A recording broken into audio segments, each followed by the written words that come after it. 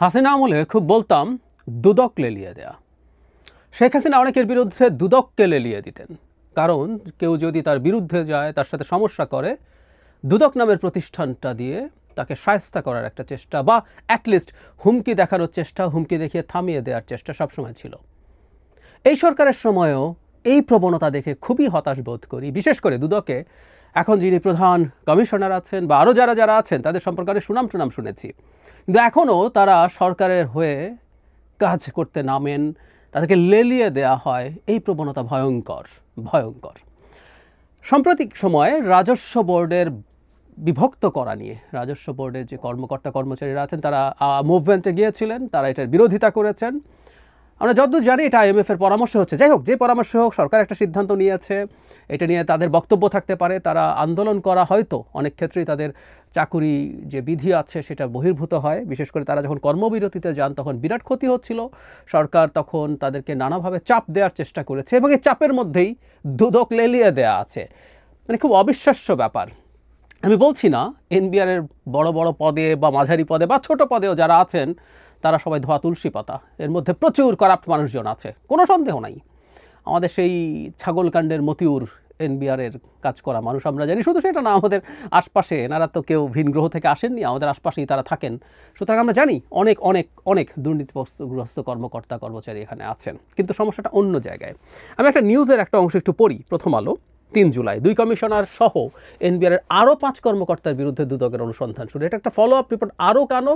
এর আগে 4 দিনে, মানে এই রিপোর্টের আগে 4 দিনে NBR সদস্য কমিশনার সহ উচ্চ পদের 11 জন কর্মকর্তার বিরুদ্ধে তদন্তে নামে দুদক। তাদের মধ্যে NBR-এর 2 জন সদস্য আছেন। এছাড়া NBR সংস্কার ঐক্য পরিষদের সভাপতি হাসান মোহাম্মদ তারেক রিকাবদারও আছেন, এটা আছেন। এরপর আরও 5 জনের বিরুদ্ধে, তার মধ্যে ইন্টারেস্টিংলি যারা ছিলেন তাদের মধ্যে অতিরিক্ত কর কমিশনার সেহেলা সিদ্দিকা হলেন NBR আন্দোলনের নেতৃত্ব দেওয়া NBR সংস্কার ঐক্য পরিষদের মহাসচিব।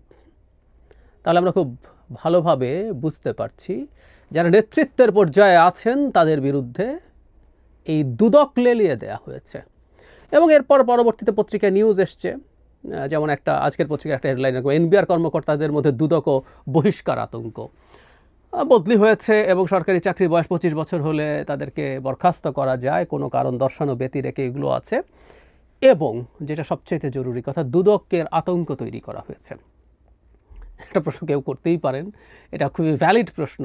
সেটা হচ্ছে, ওনারা আতঙ্কিত হবেন কেন? কেউ যদি দুর্নীতিগ্রস্ত না হয়ে থাকেন তার আতঙ্কিত হওয়ার কারণ নাই, এটা হলো প্রাথমিক কথা। যদিও দুদক দুর্নীতিগ্রস্ত না হলেও মানুষকে হয়রানি শেখ হাসিনার আমলে অন্তত করেছে। কিন্তু আমরা তাত্ত্বিকভাবে তর্কের খাতিরে, আমি আবারও বলছি, যাদের বিরুদ্ধে অভিযোগ আনা হয়েছে আমি তাদেরকে বলছি না তারা সবাই করাপ্ট, কিন্তু আমরা ধরে নিলাম তর্কের খাতিরে তারা করাপ্ট।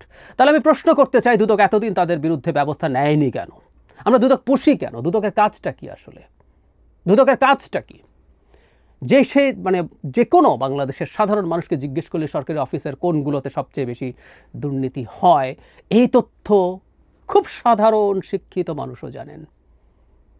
আমাদের এই আমদানি রপ্তানির কাস্টমসে কি হয়, দেশের অন্যান্য ক্ষেত্রে শুল্ক করের ক্ষেত্রে কি হয়, NBR-এর এগুলো না জানার কোনো রকম কোনো কারণ নাই। তো দুদক এতদিন কি করেছে?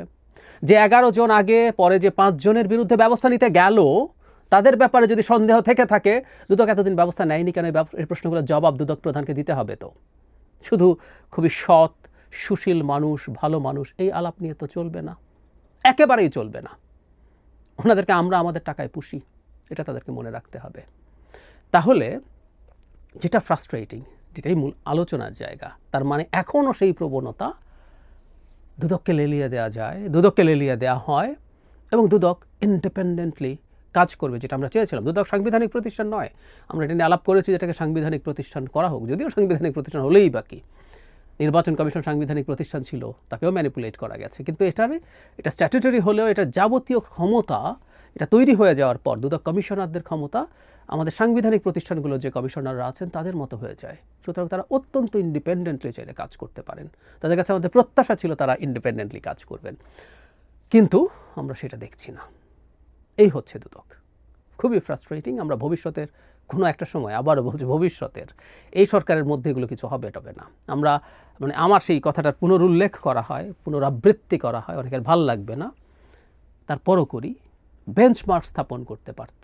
আমরা দেখতে পারতাম দুদক আসার পর বিভিন্ন সরকারি অফিসে উচ্চপদস্থ কর্মকর্তাদের বিরুদ্ধে তদন্ত শুরু করেছে, ব্যবস্থা নিতে শুরু করেছে, মামলা দিচ্ছে, এবং দুদক সত্যিকার অর্থেই একটা ওয়াচডগের ভূমিকা পালন করছে দুর্নীতি দমনের ক্ষেত্রে।